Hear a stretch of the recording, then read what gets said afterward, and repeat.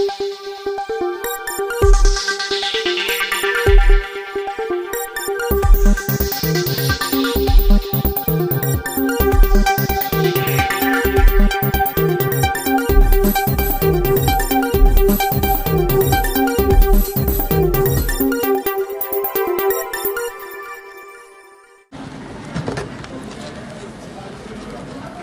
3 दिवस से अनेक वरिष्ठ महानुभाव आदरणीय सदस्यों ने अपने विचार व्यक्त किए हैं।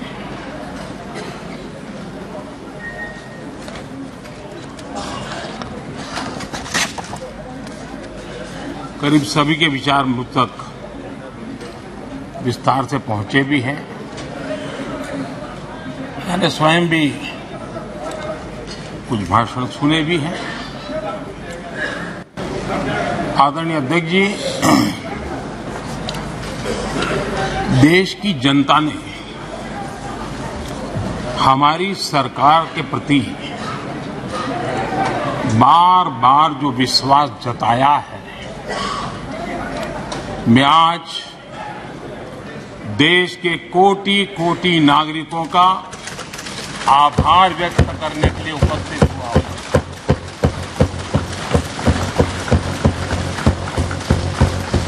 और अध्यक्ष जी कहते हैं, भगवान बहुत दयालु है और भगवान की मर्जी होती है कि वो किसी न किसी के माध्यम से अपनी इच्छा की पूर्ति करता है, किसी न किसी को माध्यम बनाता है। मैं इसे भगवान का आशीर्वाद मानता हूं कि ईश्वर ने विपक्ष को सुझाया और वो प्रस्ताव लेकर आए।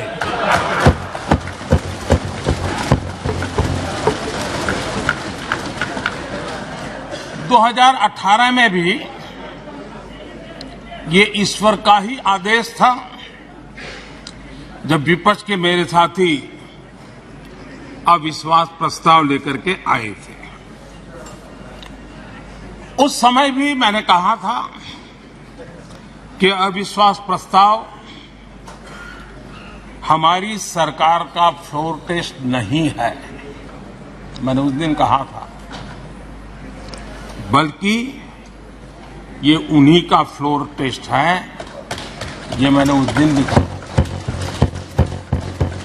और हुआ भी वही।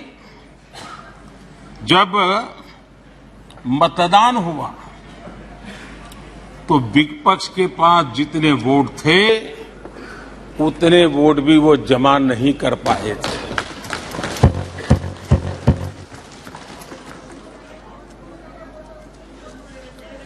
और इतना ही नहीं, जब हम सब जनता के पास गए तो जनता ने भी पूरी ताकत के साथ इनके लिए नो कॉन्फिडेंस घोषित कर दिया। और चुनाव में एनडीए को भी ज्यादा सीटें मिली और भाजपा को भी ज्यादा सीटें मिली। यानी एक तरह से विपक्ष का अविश्वास प्रस्ताव हमारे लिए शुभ होता है।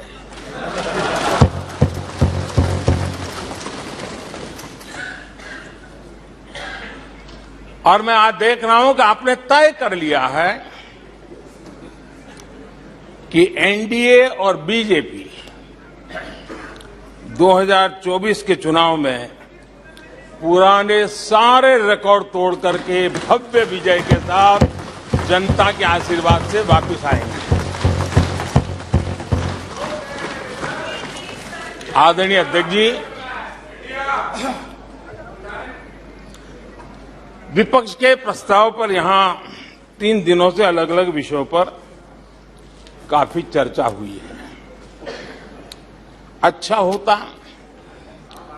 कि सत्र की शुरुआत के बाद से ही विपक्ष ने गंभीरता के साथ सदन की कार्यवाही में हिस्सा लिया होता। बीते दिनों इसी सदन ने और हमारे दोनों सदन ने जनविश्वास बिल, मेडिएशन बिल,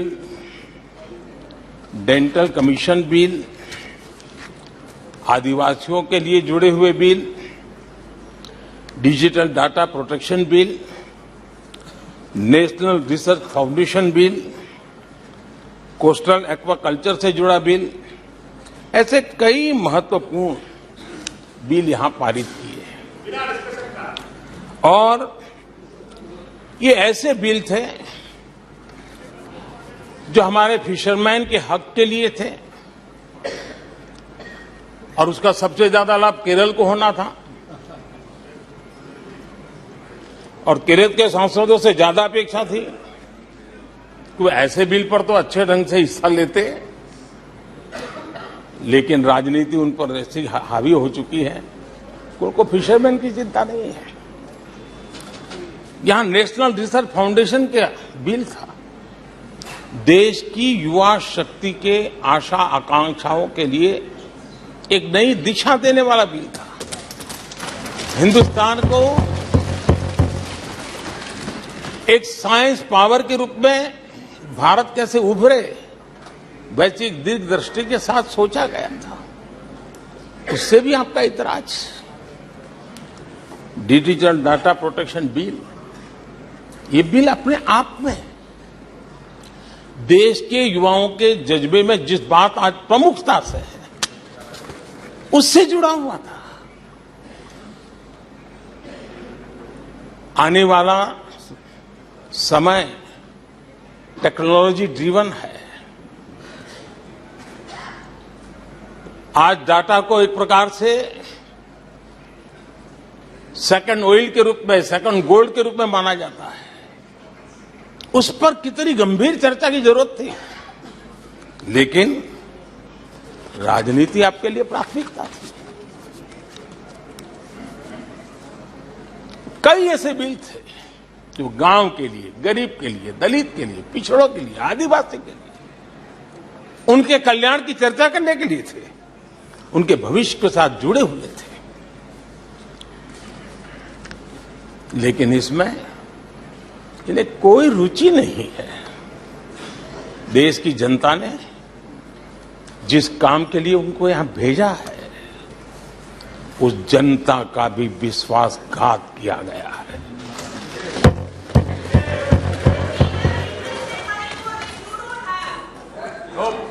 विपक्ष के कुछ दलों के लिए उनके आचरण से, उनके व्यवहार से उन्होंने सिद्ध कर दिया है कि देश से ज्यादा उनके लिए दल है, देश से बड़ा दल है, देश से पहले प्राथमिकता दल है। मैं समझता हूं आपको गरीब के भूख की चिंता नहीं है, सत्ता की भूख, यही आपके दिमाग पे सवार है। आपको देश के युवाओं के भविष्य की परवाह नहीं है, आपको अपने राजनीतिक भविष्य की चिंता है। और माननीय अध्यक्ष जी, आप झूठे एक दिन सदन चलने भी दिया, किस काम के लिए?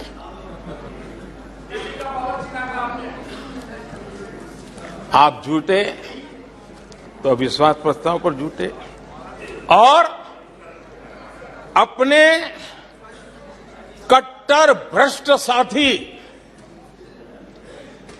उनकी शर्त पर मजबूर होकर के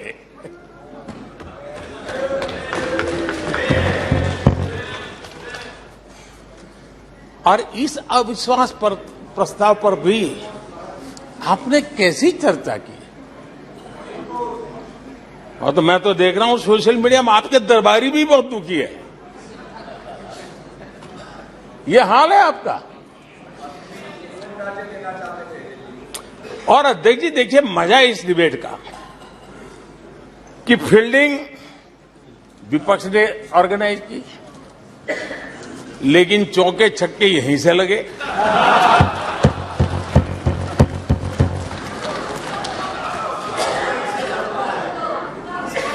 और विपक्ष नो कॉन्फिडेंस मोशन पे नो बॉल नो बॉल पर ही करते आगे चलता जा रहा है।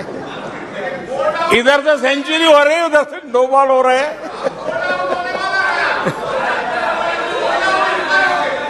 अध्यक्ष जी, मैं हमारे विपक्ष के साथियों से यही कहूंगा कि आप तैयारी करके क्यों नहीं आते जी? थोड़ी मेहनत कीजिए। और मैंने 5 साल दिया आपको मेहनत करने के लिए। 18 में कहा था कि 23 में आप आना, जरूर आना।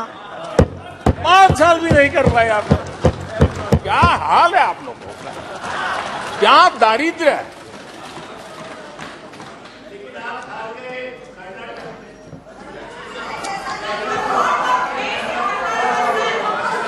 आदरणीय अध्यक्ष जी,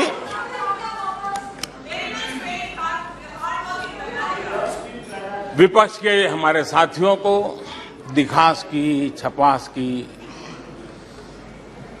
बहुत इच्छा रहती है, पर स्वाभाविक है। लेकिन आप ये मत भूलिए कि देश भी आपको देख रहा है। आपके एक एक शब्द को देश गौर से सुन रहा है। लेकिन हर बार देश को आपने निराशा के सिवाय कुछ नहीं दिया है। और विपक्ष के रवैये पर भी मैं कहूंगा, जिनके खुद के वही खाते बिगड़े हुए हैं, जिनके वही खाते खुद के बिगड़े हुए हैं, वो भी हमसे हमारा हिसाब लिए फिरते हैं। माननीय अध्यक्ष जी, इस अविश्वास प्रस्ताव में कुछ चीजें तो ऐसी विचित्र नजर आई जो न पहले कभी सुना है, न देखा है, न कभी कल्पना की है। सबसे बड़े विपक्षी दल के नेता को बोलने की सूची में नाम ही नहीं था। और पिछले उदाहरण देखिए आप। 1999 में वाजपेयी सरकार के खिलाफ अविश्वास प्रस्ताव आया। शरद पवार साहब उस समय नेतृत्व कर रहे थे। उन्होंने डिबेट का नेतृत्व किया। 2003 में अटल जी की सरकार थी। सोनिया जी विपक्ष की नेता थी। उन्होंने लीड ली। उन्होंने विस्तार से अविश्वास प्रस्ताव रखा। 2018 में खड़गे जी थे विपक्ष के नेता। उन्होंने प्रोमिनेंटली विषय को आगे बढ़ाया। लेकिन इस बार अधीर बाबू को क्या हाल हो गया? उनकी पार्टी ने उन्हें बोलने का मौका नहीं दिया। ये तो कल अमित भाई ने बहुत जिम्मेवारी के साथ कहा कि भाई अच्छा नहीं लग रहा है, और आपकी उदारता थी कि उनका समय समाप्त हो गया था तो भी आपने उनको आज मौका दिया। लेकिन गुड़ का गोबर कैसे करना, उसमें ये माहिर है।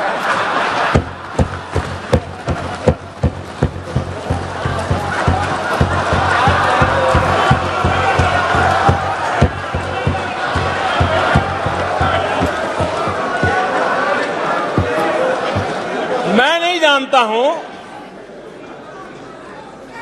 कि आखिर आपकी मजबूरी क्या है। क्यों अधीर बाबू को दरकिनार कर दिया गया? पता नहीं, कलकत्ता से कोई फोन आया हो।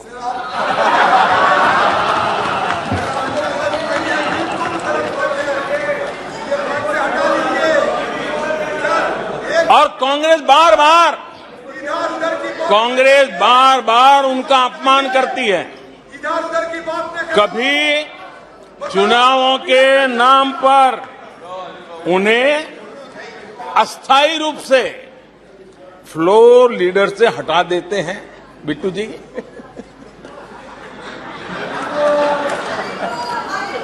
हम अधीर बाबू के प्रति अपनी पूरी संवेदना व्यक्त करते हैं।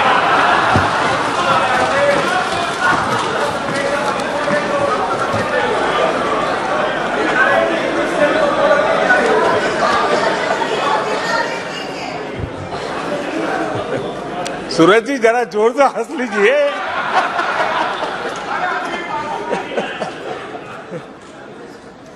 आदरणीय अध्यक्ष जी, किसी भी देश के जीवन में, इतिहास में एक समय ऐसा आता है जब वो पुरानी बंदिशों को तोड़ करके एक नई ऊर्जा के साथ, नए उमंग के साथ, नए सपनों के साथ, नए संकल्प के साथ आगे बढ़ने के लिए कदम उठा लेता है। 21वीं सदी का ये कालखंड, और मैं बड़ी गंभीरता से इस पवित्र लोकतंत्र के मंदिर में बोल रहा हूं और लंबे अनुभव के बाद बोल रहा हूं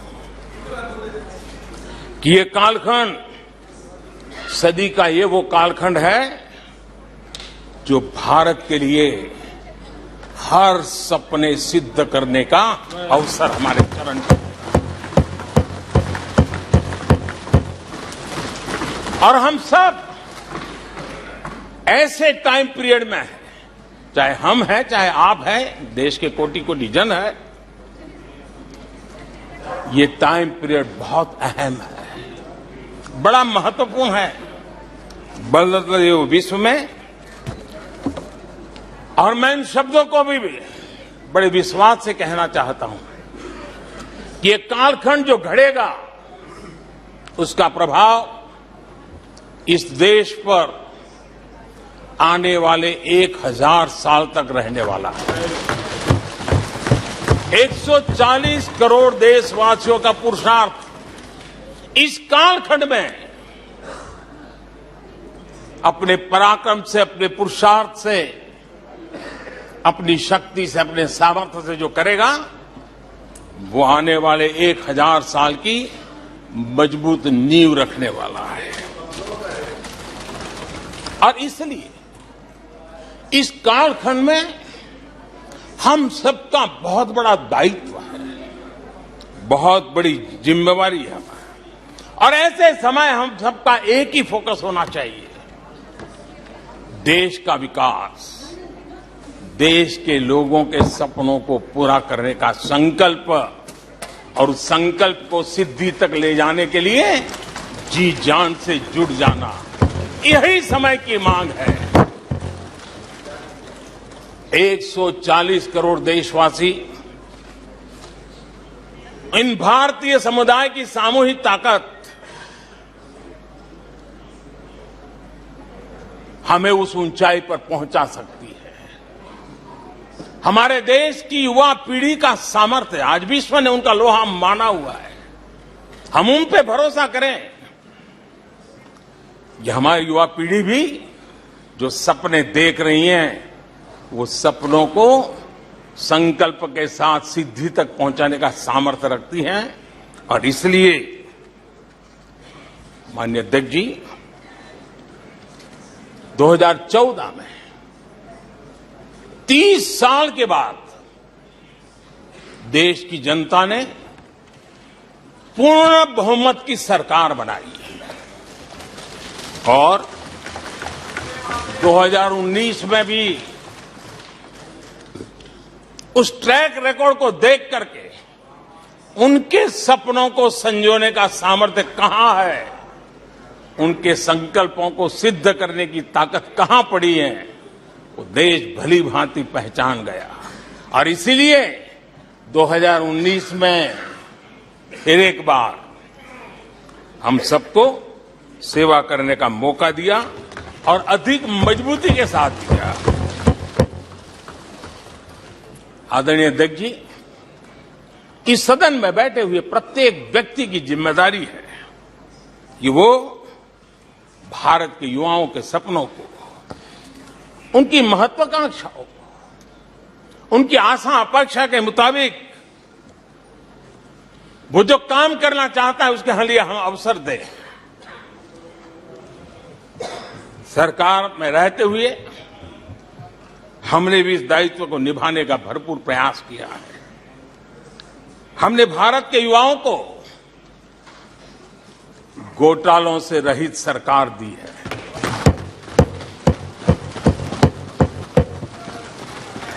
हमने भारत के युवाओं को, आज के हमारे प्रोफेशनल्स को खुले आसमान में उड़ने के लिए हौसला दिया है, अवसर दिया है। हमने दुनिया में भारत की बिगड़ी हुई साख, उसको भी संभाला है और उसे फिर एक बार नई ऊंचाइयों पर ले गए हैं। अभी भी कुछ लोग कोशिश कर रहे हैं कि दुनिया में हमारी साख को दाग लग जाए, लेकिन दुनिया अब देश को जान चुकी है। दुनिया के भविष्य में भारत किस प्रकार से योगदान दे सकता है, ये विश्व का विश्वास बढ़ता चला जा रहा है। और इस दौरान हमारे विपक्ष के साथियों ने क्या किया? जब इतनी सानुकूल वातावरण, चारों तरफ संभावनाएं ही संभावनाएं, इन्होंने अविश्वास के प्रस्ताव की आड़ में जनता के आत्मविश्वास को तोड़ने की विफल कोशिश की है। आज भारत के युवा रिकॉर्ड संख्या में नए स्टार्टअप लेकर के दुनिया को चकित कर रहे हैं।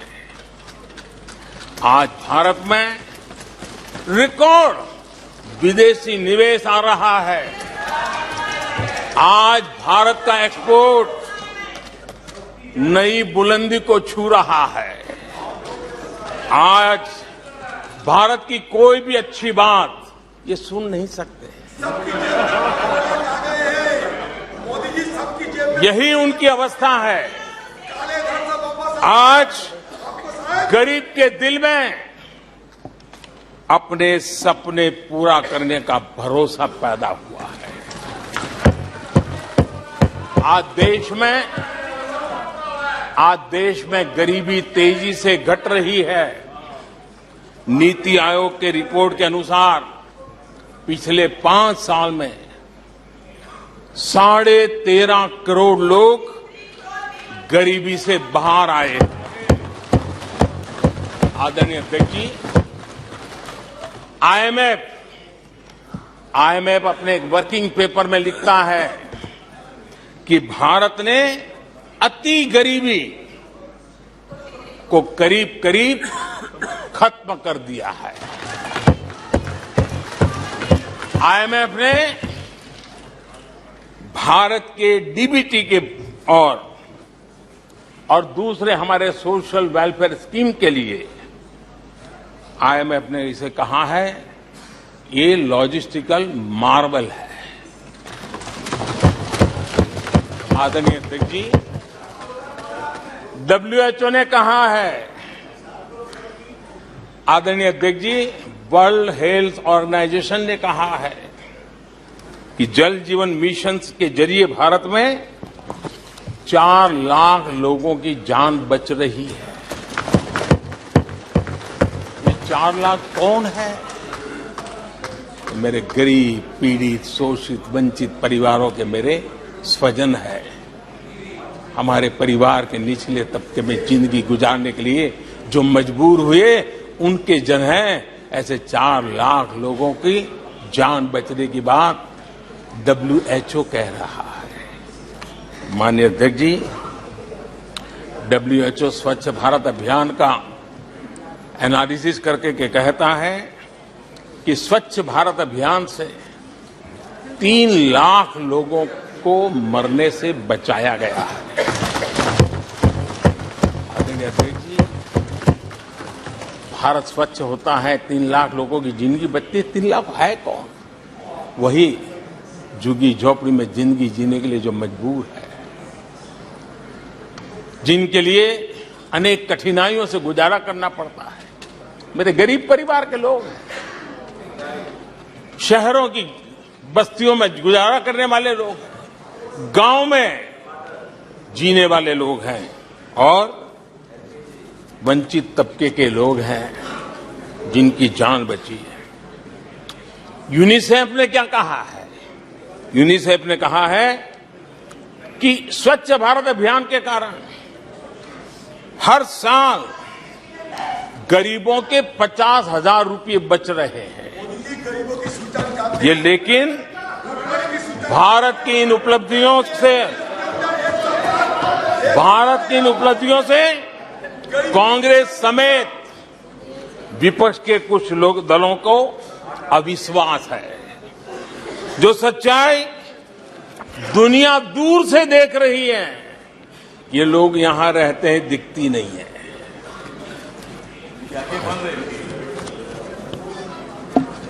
आदरणीय अध्यक्ष जी, अविश्वास और घमंड इनकी रगों में रस बस गया है।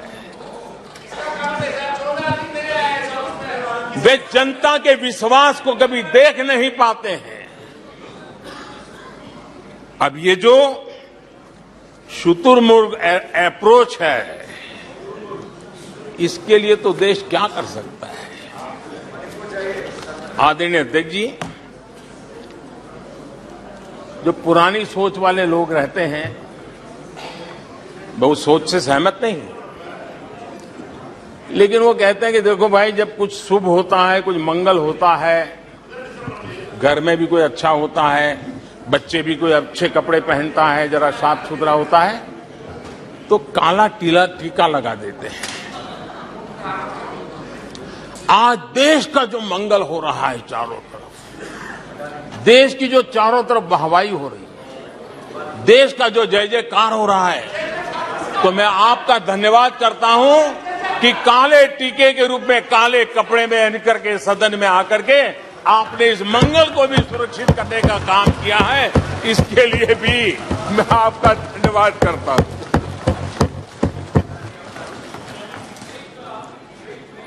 आदरणीय अध्यक्ष जी,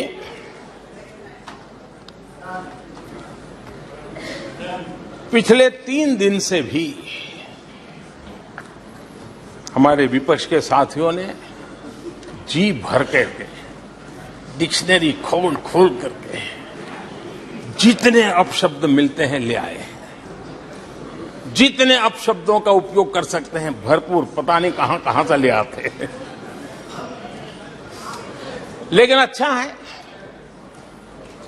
थोड़ा मन का गुबार उनका निकल गया होगा, थोड़ा मन हल्का हुआ होगा, इतने अपशब्द बोल लिए हैं तो। और वैसे तो लोग मुझे दिन रात कोसते रहते हैं, उनकी ये फितरत है। और उनके लिए तो सबसे प्रिय नारा क्या है? मोदी तेरी कब्र खुदेगी। मोदी तेरी कब्र खुदेगी, मोदी तेरी कब्र खुदेगी, ये इनकी पसंदीदा नारा है। लेकिन मेरे लिए इनकी ये गालियां, ये अपशब्द, ये अलोकतांत्रिक भाषा, मैं उसका भी टॉनिक बना देता हूं।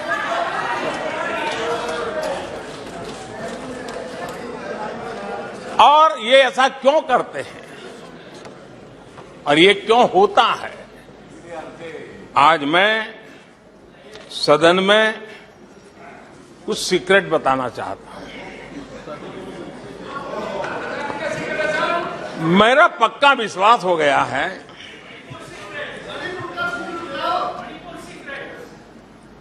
कि विपक्ष के लोगों को एक सीक्रेट वरदान मिला हुआ है। हाँ,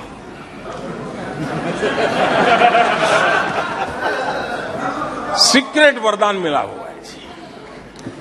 और वरदान ये कि ये लोग जिसका बुरा चाहेंगे उसका भलाई ही होगा।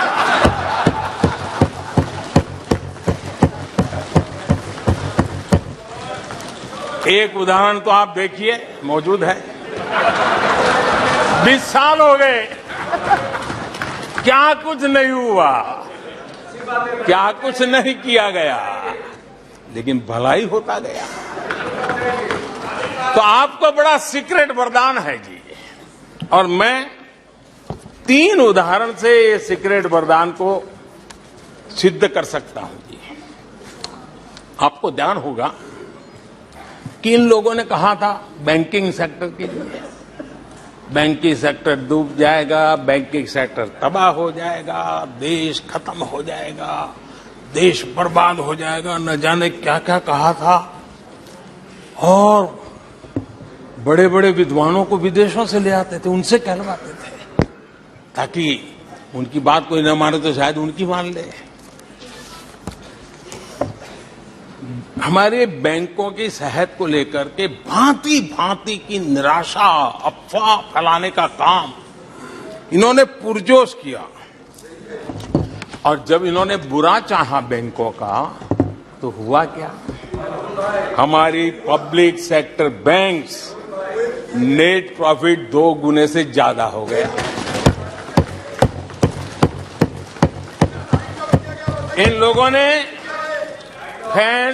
फोन बैंकिंग घोटाले की बात, इसके कारण देश को एनपीए के गंभीर संकट में डुबो दिया था। बीते दिनों की बात हो रही है, लेकिन आज जो उन्होंने एनपीए का अंबर लगा के गए थे, उसको भी पार कर करके और एक नई ताकत के साथ निकल चुके हैं। और आज सुबह निर्मला जी ने विस्तार से बताया है कि कितना प्रॉफिट हुआ है। दूसरा उदाहरण, हमारे डिफेंस के हेलीकॉप्टर बनाने वाली सरकारी कंपनी एचएएल, ये एचएएल को लेकर के कितनी भली बुरी बातें इन्होंने करी थी। क्या कुछ नहीं कहा गया था एचएएल के लिए, और इसका दुनिया पे बहुत नुकसान करने वाली भाषा का प्रयोग किया गया था। और एचएएल तबाह हो गया है, एचएएल खत्म हो गया है, भारत की डिफेंस इंडस्ट्री खत्म हो चुकी है। ऐसा न जाने क्या क्या कहा गया था एचएएल के लिए। इतना ही नहीं, जैसे आजकल खेतों में जाकर के वीडियो शूट होता है, मालूम है ना? हाँ? खेतों में जाकर के वीडियो शूट होता है हाँ। वैसा ही उस समय एचएएल फैक्ट्री के दरवाजे पर मजदूरों की सभा करके वीडियो शूट करवाया गया था और वहां के कामगारों को भड़काया गया था। अब तुम्हारा कोई भविष्य नहीं है, तुम्हारे बच्चे मरेंगे, भूखे मरेंगे, एचएएल डूब रहा है। देश की इतनी महत्वपूर्ण इंस्टीट्यूट को इतना बुरा चाहा, इतना बुरा चाहा, इतना बुरा कहा कि वो सीक्रेट आज एचएएल सफलता की नई बुलंदियों को छू रहा है। एचएएल ने अपना highest ever highest revenue register किया है। इनके जी भर करके गंभीर आरोप के बावजूद भी वहां के कामदारों को, वहां के कर्मचारियों को उकसाने की भरपूर कोशिश के बावजूद भी आज HAL देश की आन बान शान बन के उठ रहा हूं। आदरणीय अध्यक्ष जी, जिसका बुरा चाहते हैं वो कैसे आगे बढ़ता है, मैं तीसरा उदाहरण देता हूं। आप जानते हैं LIC के लिए क्या क्या कहा गया था?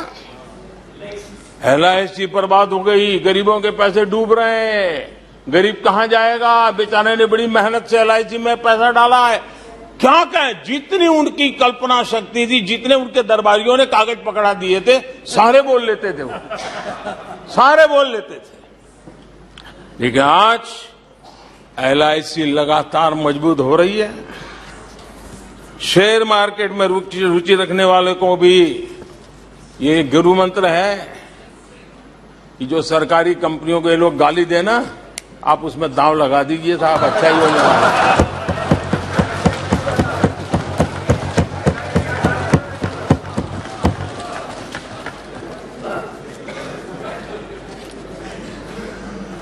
आदरणीय अध्यक्ष जी, ये लोग देश की जिन संस्थाओं की मृत्यु की घोषणा करते हैं, उन संस्थाओं का भाग्य चमक जाता है।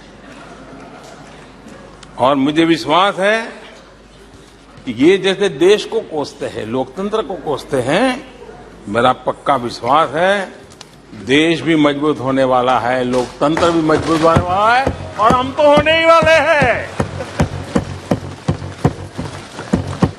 आदरणीय अध्यक्ष जी, ये वो लोग हैं जिन्हें देश के सामर्थ्य पर विश्वास नहीं। इन लोगों को देश के परिश्रम पर विश्वास नहीं है, देश के पराक्रम पर विश्वास नहीं है। कुछ दिन पहले मैंने कहा था कि हमारी सरकार के अगले टर्म में, तीसरे टर्म में, भारत दुनिया की तीसरी टॉप अर्थव्यवस्था बनेगा।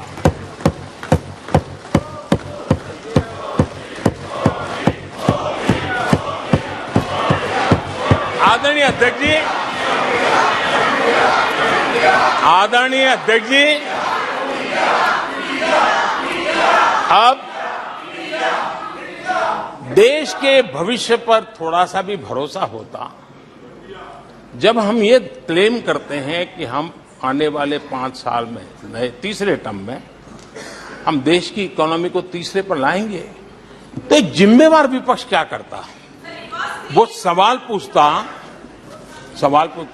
अच्छा भाई बताओ, निर्मला जी बताओ कैसे करने वाले हो, अच्छा मोदी जी बताओ कैसे करने वाले हो, आपका रोड मैप बताओ। ऐसा करते। अब ये भी मुझे सिखाना पड़ रहा है। लेकिन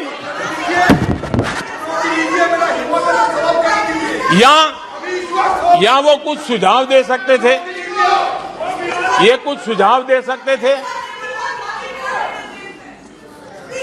या फिर कहते हम चुनाव में जनता के बीच जाकर के बताएंगे कि ये तीसरे की बात करते हैं, हम तो 1 नंबर पे लेके आएंगे, और ऐसे ऐसे लेके कुछ तो करते यार।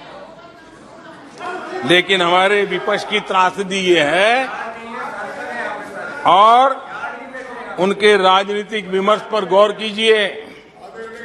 कांग्रेस के लोग क्या कह रहे हैं? अब देखिए कितना कल्पना दारिद्र्य है। इतने सालों तक सत्ता में रहने के बाद भी क्या अनुभवताहीन बातें सुनने को मिल रही है जी। क्या कहते हैं ये कहते हैं इस लक्ष्य तक पहुंचने कुछ करने की जरूरत नहीं, ऐसे ही होने वाला है तीसरे नंबर पे। बताओ, मुझे लगता है कि इसी सोच के कारण वो सोते रहे इतने सालों तक, तो अपने आप होने वाला है। वो कहते हैं बिना कुछ किए तीसरे पहुंच जाएंगे, और कांग्रेस की माने अगर सब कुछ अपने आप ही हो जाने वाला है, इसका मतलब है कांग्रेस के पास न नीति है, न नीयत है, न विजन है, न वैश्विक अर्थव्यवस्था की समझ है और न ही भारत के अर्थ जगत के ताकत का पता है। और इसलिए सोए सोए सब हो जाएगा, यही एक आदरणीय अध्यक्ष जी, ये वजह है कि कांग्रेस के शासन में भारत गरीबी और गरीबी को बढ़ाता गया। 1991 में देश कंगाल होने की स्थिति में था। कांग्रेस के शासनकाल में अर्थव्यवस्था दुनिया के क्रम में 10, 11, 12 इसके बीच में झोले खाती थी, झूलती रही थी।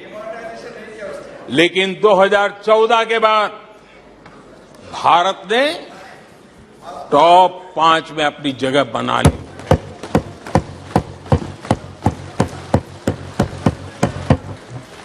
कांग्रेस के लोगों को लगता होगा कि कोई जादू से लकड़ी से हुआ है, लेकिन मैं आज सदन को बताना चाहता हूं माननीय अध्यक्ष, रिफॉर्म, परफॉर्म एंड ट्रांसफॉर्म एक निश्चित आयोजन, प्लानिंग और कठोर परिश्रम की पराकाष्ठा, और इसी की वजह से आज देश इस मुकाम पर पहुंचा है। और ये प्लानिंग और परिश्रम की निरंतरता बनी रहेगी। आवश्यकता अनुसार उसमें नए रिफॉर्म होंगे और परफॉर्मेंस के लिए पूरी तरह ताकत को लगाया जाएगा, और परिणाम ये होगी कि हम तीसरे नंबर पर पहुंच के रहेंगे। आदरणीय अध्यक्ष जी, देश का विश्वास मैं शब्दों में भी प्रकट करना चाहता हूं, और देश का विश्वास है कि 2028 में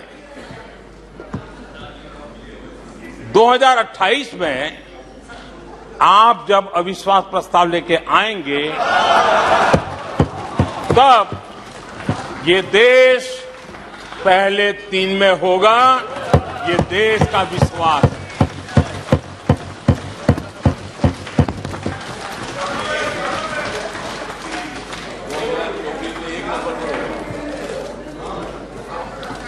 आदरणीय अध्यक्ष जी,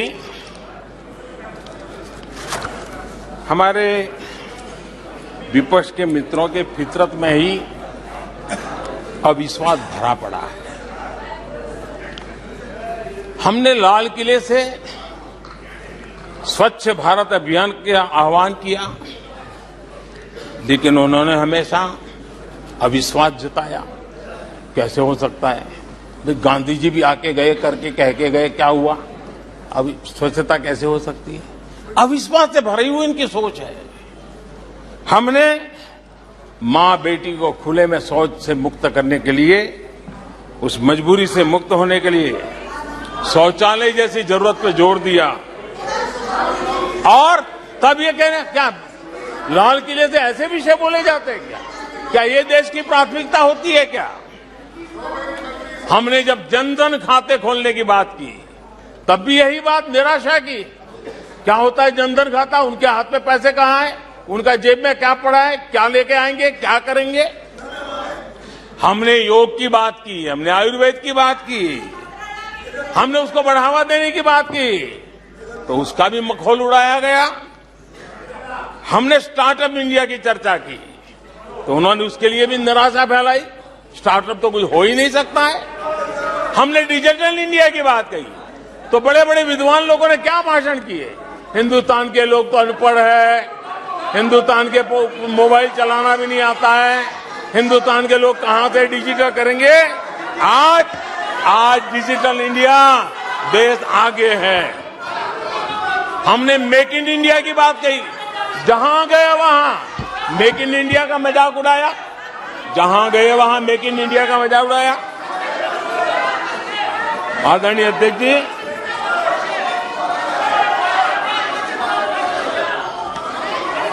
कांग्रेस पार्टी और उनके दोस्तों का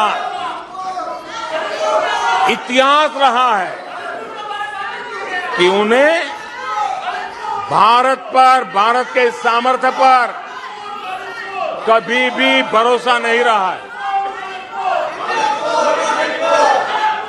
भाषण पूरा नहीं हुआ। आदरणीय अध्यक्ष जी, और ये विश्वास किस पर करते थे? मैं जरा आज सदन को याद दिलाना चाहता हूं। पाकिस्तान सीमा पर हमले करता था। हमारे यहां आए दिन आतंकवादी भेजा जाता था और उसके बाद पाकिस्तान हाथ ऊपर करके मुकर जाता था, भाग जाता था, बोले हमारी तो कोई जिम्मेवारी नहीं है, कोई जिम्मा लेने को तैयार नहीं होता था। और इनका पाकिस्तान से ऐसा प्रेम था कि वो तुरंत पाकिस्तान की बातों पर विश्वास कर लेते थे। पाकिस्तान कहता था कि आतंकी हमले होते रहेंगे और बातचीत भी होती रहेगी। इन्हें यहां तक कहते हुए पाकिस्तान कह रहा है तो सही कहता होगा, ये इनकी सोच रही है। कश्मीर आतंकवाद की आग में दिन रात सुलग रहा था, जलता था, लेकिन कांग्रेस सरकार का काम कश्मीर के आम नागरिकों पर विश्वास नहीं था। वे विश्वास करते थे हुर्रियत पर, वे विश्वास करते थे अलगाववादियों के पर, वे विश्वास उन लोगों पर करते थे जो पाकिस्तान का झंडा लेकर के चलते थे। भारत ने आतंकवाद पर सर्जिकल स्ट्राइक किया, भारत ने एयर स्ट्राइक किया। इनको भारत की सेना पर भरोसा नहीं था, उनको दुश्मन के दावों पर भरोसा था। ये इनकी प्रवृत्ति थी। अध्यक्ष महोदय, आज दुनिया में कोई भी भारत के लिए अपशब्द बोलता है तो इन्हें उस पर तुरंत विश्वास हो जाता है, तुरंत उसको कैच कर लेते हैं। ऐसा मैग्नेटिक पावर है कि भारत खिलाफ हर चीजें वो तुरंत पकड़ लेते हैं। जैसे कोई विदेशी एजेंसी कहती है कि भुखमरी का सामना कर रहा कई देश भारत से बेहतर है, ऐसा झूठी बात आएगी तो भी पकड़ लेते और हिंदुस्तान में प्रचार करना शुरू कर देते, प्रेस कॉन्फ्रेंस कर देते हैं। भारत को बदनाम करने में क्या मजा आता है। दुनिया में कोई भी ऐसी बेतुकी बातों को मिट्टी के ढेले जैसी जिसकी कीमत ना हो, ऐसी बातों को तवज्जो देना ये कांग्रेस की फितरत रही है और तुरंत उसका भारत में एम्पलीफाई करना, प्रचार करना पूरी कोशिश टीम लग जाती है। कोरोना में की महामारी आई, भारत के वैज्ञानिकों ने मेड इन इंडिया वैक्सीन बनाया। उन्हें भारत के वैक्सीन पर भरोसा नहीं, उनको भारत के वैक्सीन पर भरोसा नहीं, विदेशी वैक्सीन पर भरोसा, ये इनकी सोच रही। आदरणीय अध्यक्ष जी,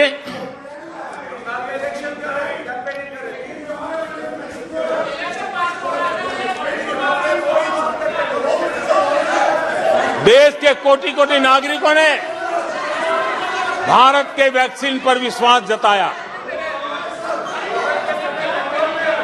इनको भारत के सामर्थ्य पर विश्वास नहीं है, इनको भारत के लोगों पर विश्वास नहीं है। लेकिन इस सदन को मैं बताना चाहता हूं, इस देश का भी,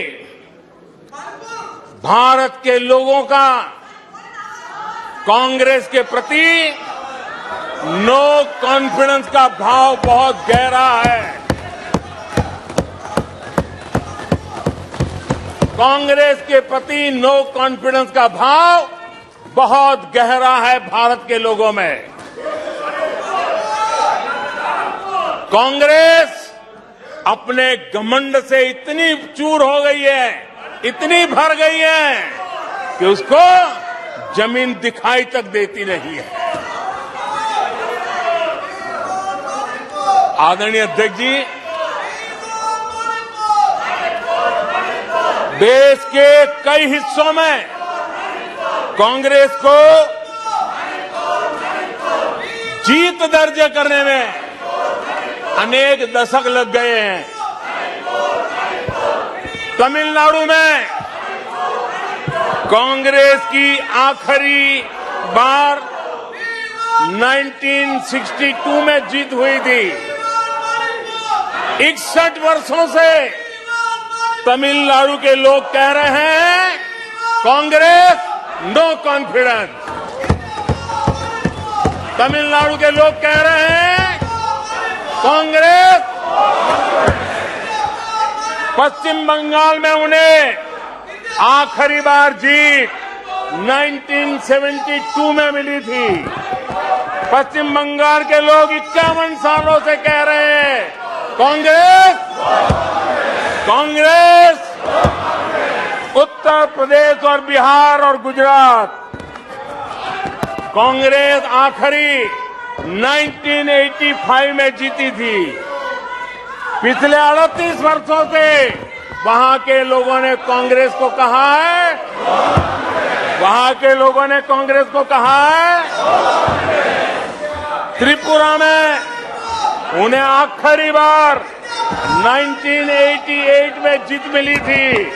35 वर्षों से त्रिपुरा के लोग कांग्रेस को कह रहे हैं कांग्रेस कांग्रेस। ओडिशा में कांग्रेस को आखिरी बार 1995 में जीत नसीब हुई थी। यानी ओडिशा में भी 28 वर्षों से कांग्रेस को एक ही जवाब दे रहा है। उड़ीसा कह रहा है नो कॉन्फिडेंस कांग्रेस। माननीय प्रधानमंत्री जी, नागालैंड में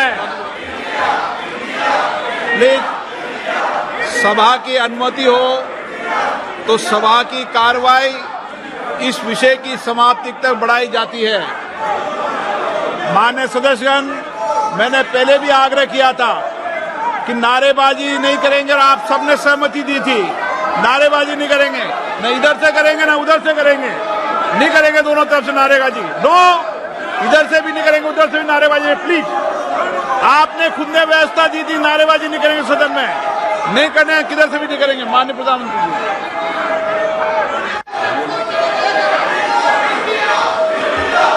आदरणीय अध्यक्ष जी, नागालैंड में कांग्रेस की आखिरी जीत 1988 में हुई थी।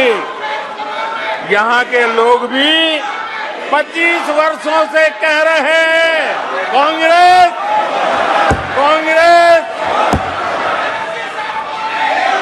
दिल्ली, आंध्र प्रदेश और पश्चिम बंगाल में तो एक भी विधायक खाते में नहीं है।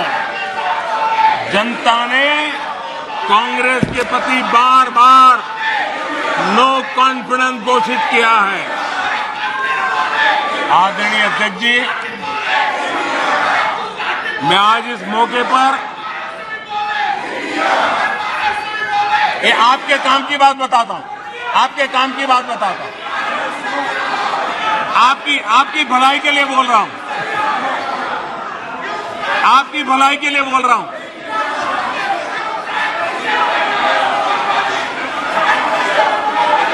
आप थक जाएंगे, आप लोग थक जाएंगे।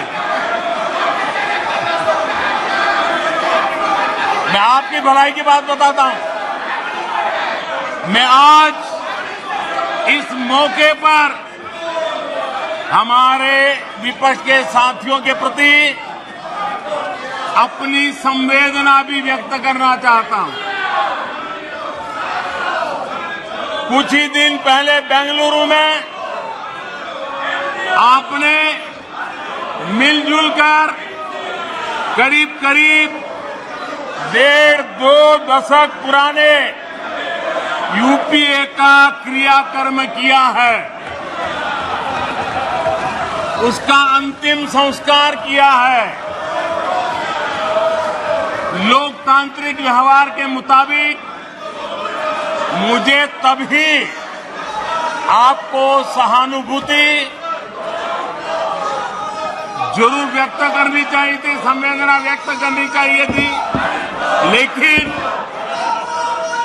देरी में मेरा कसूर नहीं है, देरी में मेरा कसूर नहीं है, क्योंकि आप खुद ही एक और यूपीए का क्रियाकर्म कर रहे थे और दूसरी ओर जश्न भी मना रहे थे। और जश्न भी किस बात का? खंडहर पर नया प्लास्टर लगाने का। आप जश्न मना रहे थे खंडहर पर नया प्लास्टर लगाने का।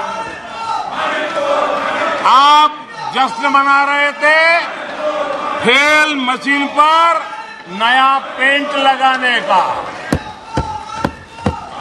दशकों पुरानी खटारा गाड़ी को इलेक्ट्रिक व्हीकल दिखाने के लिए आपने इतना बड़ा मजमा लगाया था। और मजेदार ये कि मजमा खत्म होने से पहले ही उसका क्रेडिट लेने के लिए आप में सिर फुटबॉल शुरू हो गई। मैं हैरान था कि ये गठबंधन लेकर आप जनता के बीच जाएंगे। मैं विपक्ष के साथियों को कहना चाहता हूं, आप जिसके पीछे चल रहे हो, आप जिसके पीछे चल रहे हो, उसको तो इस देश की जबान, इस देश की संस्कार की समझ ही नहीं बची है।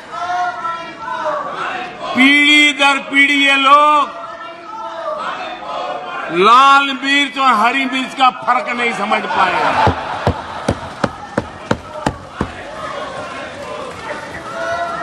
लेकिन आप में से कई साथियों को मैं जानता हूं। आप सबको भारतीय मानस को जानने वाले लोग, आप लोग भारत के मिजाज को पहचानने वाले लोग हैं। वेश बदलकर धोखा देने की कोशिश करने वालों की हकीकत सामने आ ही जाती है।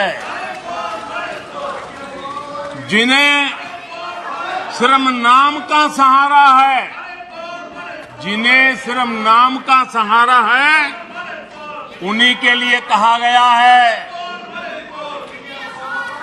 दूर युद्ध से भागते, दूर युद्ध से भागते, नाम रखा रणधीर।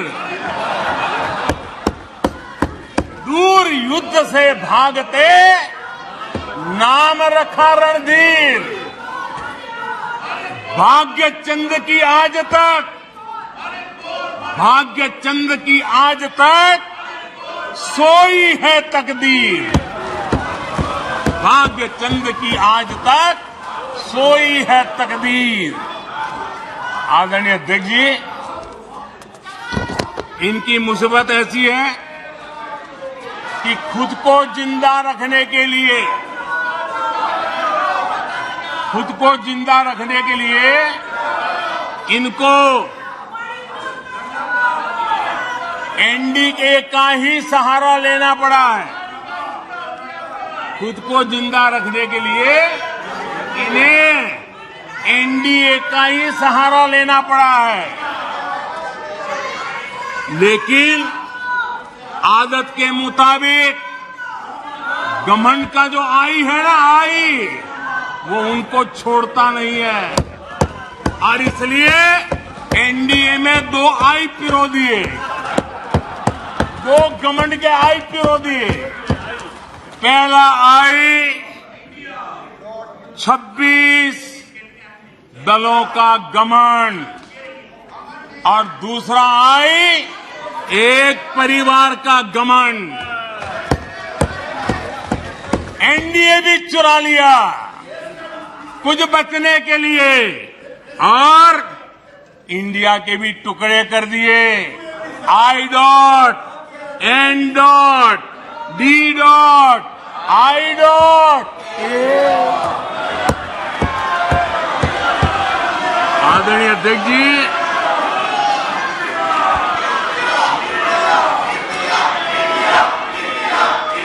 जरा हमारे डीएमके के भाई सुन ले, जरा कांग्रेस के लोग भी सुन ले। अध्यक्ष महोदय, यूपीए को लगता है कि देश के नाम का इस्तेमाल करके अपनी विश्वसनीयता बढ़ाई जा सकती है, लेकिन कांग्रेस के सहयोगी दल, कांग्रेस के अटूट साथी तमिलनाडु सरकार में एक मंत्री 2 दिन पहले ही ये कहा है, तमिलनाडु सरकार के एक मंत्री ने कहा है इंडिया उनके लिए कोई मायने नहीं रखता, इंडिया उनके लिए कोई मायने नहीं रखता। उनके मुताबिक तमिलनाडु तो भारत में है ही नहीं। आदरणीय अध्यक्ष जी, आज मैं गर्व के साथ कहना चाहता हूं, तमिलनाडु वो प्रदेश है, तमिलनाडु वो प्रदेश है जहां हमेशा देशभक्ति की धाराएं निकली है। तमिलनाडु वो प्रदेश है जहां हमेशा देशभक्ति की धाराएं निकली है। जिस राज्य ने हमें राजा जी दिए, जिस राज्य ने हमें कामराज दिए, जिस राज्य ने हमें एमजीआर दिए, जिस राज्य ने हमें अब्दुल कलाम दिए, आज उस तमिलनाडु से स्वर सुनाई दे रहे हैं। आदरणीय अध्यक्ष जी, जब आपके अलायंस अंदर ही अंदर ऐसे लोग हो जो अपने देश के अस्तित्व को नकारते हो, तो आपकी गाड़ी कहां जाकर के रुकेगी? जरा आत्मचिंतन करने का मौका मिले और आत्मा बचाओ तो जरूर करिएगा। आदरणीय अध्यक्ष जी, आदरणीय अध्यक्ष जी, नाम को लेकर उनका ये चश्मा आज का नहीं है। नाम को लेकर ये जो मोह है ना, वो उनका आज का नहीं है, ये दशकों पुराना चश्मा है। इन्हें लगता है कि नाम बदलकर देश पर राज कर लेंगे। गरीब को चारों तरफ उनका नाम तो नजर आता है, लेकिन उनका काम कहीं नजर नहीं आता है। अस्पतालों में नाम उनके हैं, इलाज नहीं है। शैक्षणिक संस्थाएं नाम लटक रहे हैं, सड़कों हो, पार्क हो, उनका नाम, गरीब कल्याण की योजनाओं पर उनका नाम, खेल पुरस्कारों पर उनका नाम, एयरपोर्ट पर उनका नाम, म्यूजियम पर उनका नाम। अपने नाम से योजनाएं चलाई और फिर उन योजनाओं में हजारों करोड़ के भ्रष्टाचार किए। समाज के अंतिम छोर पर खड़ा व्यक्ति काम होते देखना चाहता था, लेकिन उसे मिला क्या? सिर्फ परिवार का नाम। अध्यक्ष महोदय, कांग्रेस की पहचान से जुड़ी कोई चीज उनकी अपनी नहीं है, कोई चीज उनकी अपनी नहीं है। चुनाव चिन्ह से लेकर विचारों तक सब कुछ कांग्रेस अपना होने का दावा करती है, वो किसी और से लिया हुआ है। आदरणीय अध्यक्ष जी, प्लीज माननीय सदस्य, प्लीज। सीट पे जाइए, सीट पे।